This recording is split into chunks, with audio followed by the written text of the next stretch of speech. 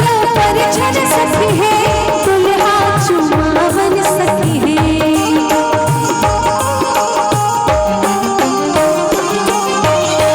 चलो चलो परिछन सखी है, दुल्हा चुमावन सखी है। चलो चलो परिछन सखी है, दुल्हा चुमावन सखी है। चम चम चमका है मौनिया पहुन वाला हो, चम चम चमका है मौनिया पहुन वाला हो। मोहिले लेकिन सजनी मोरा मनवा पहुन वाला हो। ए हो पहुन वाला हो, सिया के सजन वाला हो।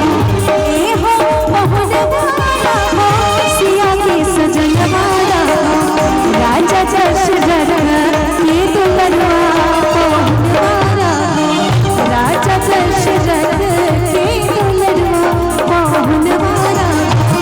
मोहिले लेकिन सजनी मोरा मनवा पहुन वाला हो। मोहिले लेकिन सजनी मोरा मनवा पहुन वाला हो। मोहिले लेकिन सजनी मोरा मनवा पहुन वाला हो।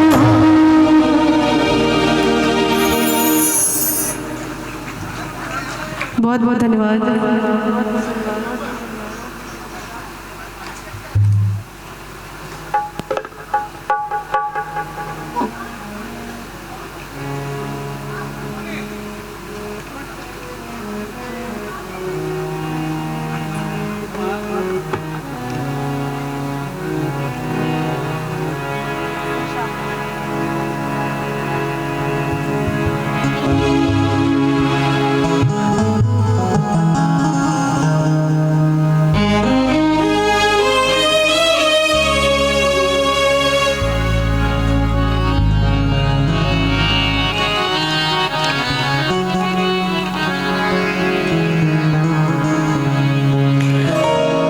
एक और विवाह का गीत, जब सीता जी और राम जी की पहले मुलाकात हुई थी और उस समय का ये भाव है।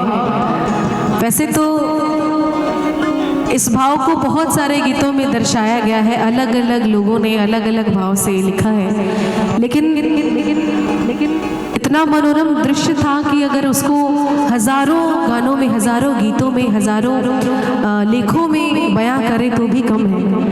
तो आइए, ये भी बड़ा प्यारा सा विवाह गीत है, जब सीता जी और राम जी पहली बार एक दूसरे को देखे थे।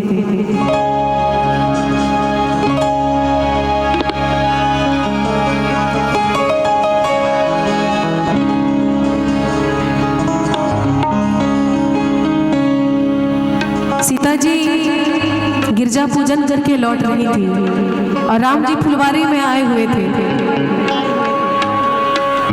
उसी समय सीता जी ने पहली बार राम जी को देखा और मन में ठान लिया कि यही मेरे पति होंगे और पति के रूप में स्वीकार किया उनको।